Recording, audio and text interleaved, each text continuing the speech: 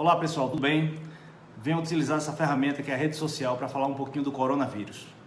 Nos últimos semanas, meses, tem assustado muito a forma como tudo está acontecendo. Estamos em pandemia já declarada pela Organização Mundial de Saúde, então o coronavírus não é um vírus novo para a medicina, ele foi reconhecido pela primeira vez na década de 60. Nós já tivemos inclusive uma epidemia em 2002, que já foi esquecida, e muito me assusta a forma que está sendo propagada, principalmente pelas autoridades. Eu tenho experiência médica e tenho experiência também de gestor, porque eu já fui gestor de saúde, já fui secretário de Estado da Saúde aqui de Alagoas. E assim, o coronavírus, primeiro, o Covid-19 não é o vírus, é a doença, O SARS-CoV-2 que é o tipo de vírus, de coronavírus, que está causando essa doença atual. Tá certo? Ele geralmente, o coronavírus, ele leva uma doença leve a moderada das vias aéreas superiores, tá? Só que essa cepa atual, ela tem uma probabilidade maior de causar inflamações também das vias aéreas inferiores e causar complicações de vias respiratórias grave, tá certo? Então, uma minoria da população pode evoluir para esse quadro. Não se assuste, mas a Covid-19, ela é uma doença semelhante à gripe. Então, 96% da população que tiver esses sintomas, que tiver o Covid, ele apenas vai ter os sintomas de gripe, que são sintomas normais, de irritação de garganta, coriza, febre. E elas vão passar com tratamento sintomático. Então, quem tem o Covid-19, a doença Covid-19, não está fadada à complicação ou até à morte, não é isso. Agora, existem os grupos de risco, os idosos, as pessoas com deficiência imunológica principalmente. Então, há um cuidado em cima disso. E aí a população está sendo assoberbada, de pânico, está sendo assustada pelos nossos gestores. Então, no início se tratou de uma forma muito indiferente e agora se coloca um pânico mundial. A grande sequela desse Covid-19, da doença do Covid-19, provavelmente vai ser uma recessão mundial. Então, tem que ter a responsabilidade, você tem que tratar a doença como ela, ninguém tem que ter medo da doença, tem que saber a forma de lidar com ela. O médico não pode estar vestido como se colocou na televisão, parecendo que você está tratando um ET, não é assim, minha gente. Então, assim, olhe, a epidemia, a pandemia mal começou. O Brasil tem 70 e poucos casos. Pode contar que daqui a um mês, 2 meses, nós vamos ter 1.000, 2.000, 3.000 casos. É o normal de qualquer infecção. Quantas gripes, você tem todo ano que milhares de pessoas ficam afetadas? Algumas morrem. Então, todo ano pessoas morrem com dengue, com H1N1, com gripe. Tuberculose todo ano mata 4.500 pessoas só no Brasil. Então, assim, esse sentido nós temos que ter. Então, a responsabilidade de tratar e passar por essa pandemia não cabe só às autoridades, não cabe só ao médico, cabe a todos nós. Então, essa responsabilidade social cabe a todos nós. Eu, como médico, tenho que fazer meu papel. Não vou abandonar meu consultório, nem vou deixar de tratar as pessoas e nem vou deixar de fazer aquilo que eu fui educado e que minha profissão permite fazer. Então, eu vou ter que estar aqui no consultório, mas com muita responsabilidade social.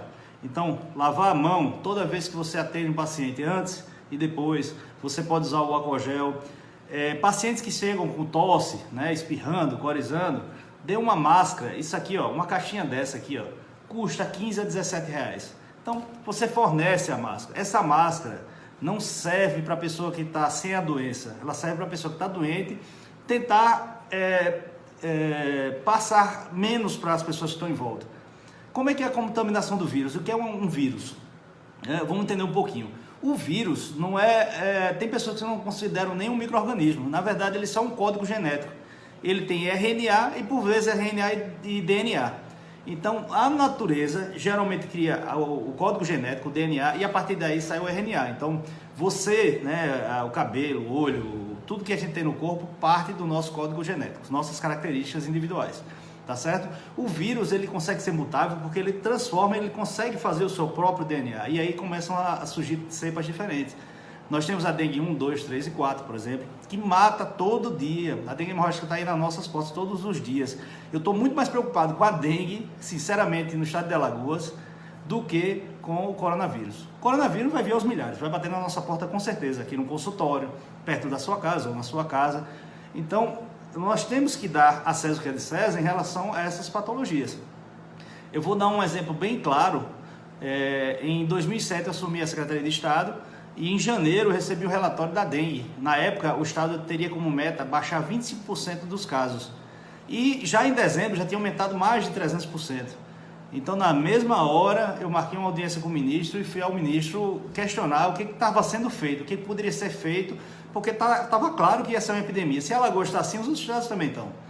Então ele me mostrou um relatório nacional onde mostrava que a epidemia ia ser clara, ia ser evidente. E me deu o conselho de se preparar para as complicações. Então, assim, nós corremos tanto, fizemos tanto trabalho na época, que graças a Deus a mortalidade foi muito baixa, nós conseguimos salvar muitas vidas e até na época apoiamos o Rio de Janeiro, que foi o estado de maior calamidade na época. Então, o que a gente tem que fazer? Nós temos que fazer como sociedade a nossa parte. Lavar a mão, né? Você tem um vírus aqui, ó, em todo o ambiente que você está, no metal, na madeira, no ar. Então, assim, você tocou com o vírus na mão, você não vai ser contaminado, porque existe aqui uma barreira. Mas se você pegar o vírus que está aqui, ó, ele está sendo protegido por uma pequena camadinha, vamos dizer assim, de gordura. Então, se você lavar a mão, você passar o álcool gel, você consegue eliminar esse vírus. Mas se você está com ele aqui na palma da mão, coça o olho, bota no nariz ou bota na boca, com certeza você vai ser contaminado. Então, esse código genético, ele precisa de uma célula, de uma membrana para funcionar. Então, ele vai entrar, imagina um pendrive, que você coloca no computador desligado, não faz nada. Mas se esse pendrive tiver um vírus, você botar no computador e ele ligar ele, então ali começa a desordem. A mesma coisa o coronavírus faz. Tá certo? Então, nossa responsabilidade social. Não vamos poder deixar de fazer as nossas coisas, não vamos deixar de trabalhar, nós não vamos deixar de fazer as rotinas diárias. Claro, com muito cuidado. Quem puder evitar aglomerado, evite com certeza. Né? Agora, essa questão que foi levantada até pelo nosso grande médico infectologista canadense, Abdul Sharkway, ele é uma das maiores autoridades no mundo de infectologia e ele colocou que um tema assim: o coronavírus está aqui, mas assim, que o pânico que está sendo criado é muito pior do que a doença. Então ele coloca que não tem medo do vírus. O vírus, nós sabemos que 96% da população que tiver vai passar como uma gripe normal. Os 4% têm risco de morte em grau elevado, então eles têm que ter suporte, UTI, suporte hospitalar, acompanhamento. Então, essa parte, todo mundo sabe, a sociedade médica está sendo preparada para isso. Está preparada para isso, na verdade. O que a gente precisa fazer é não transformar isso numa epidemia social, uma epidemia de recessão. Então, ele se preocupa com a sequela que pode ser deixada pela irresponsabilidade dos nossos gestores. Então, esse caminho que eu queria deixar, essa semente, esse pensamento, tá certo? Então, a doença está aí, nós vamos enfrentar. Procure seu médico, procure seu pediatra clínico, otorrino, faça a profilaxia. Está chegando o inverno, antecipe a consulta, vá a ele. Eu pego nos pacientes aqui e faço sempre antes do inverno o tratamento profilático. A maioria não tem crises, né, crises alérgicas. Quem tem uma crise alérgica já cria um ambiente propício para uma infecção secundária, que pode ser a Covid-19. Então procure seu médico, se previna, tá certo? Se porventura você tiver os sintomas e tiver coronavírus, não precisa ficar fazendo sorologia, identificar, a maioria é tratada como uma gripe normal, tá certo? Qualquer suspeita de complicação, procure o médico, procure a urgência e a emergência, tá? Agora, não adianta a gente superlotar os hospitais, não é? Imagine milhares de pessoas procurando as unidades de emergência, sobrecarregando, sem necessidade, esses hospitais, e ocupando espaço de pessoas que também têm infarto, tem AVC, tem patologias de hipertensão, diabetes graves e outras doenças que vão acabar sequelando e levando à morte por uma superlotação dessas unidades. Então vamos pensar socialmente, cada um tem que fazer a sua parte. Médico, assuma seu papel, oriente seu paciente. A responsabilidade é nossa, de todos nós, do gestor, da população em geral, da sociedade médica, de todos nós, mas não só do coronavírus, da hipertensão, da obesidade, da dengue, da tuberculose, da AIDS. É responsabilidade social sempre.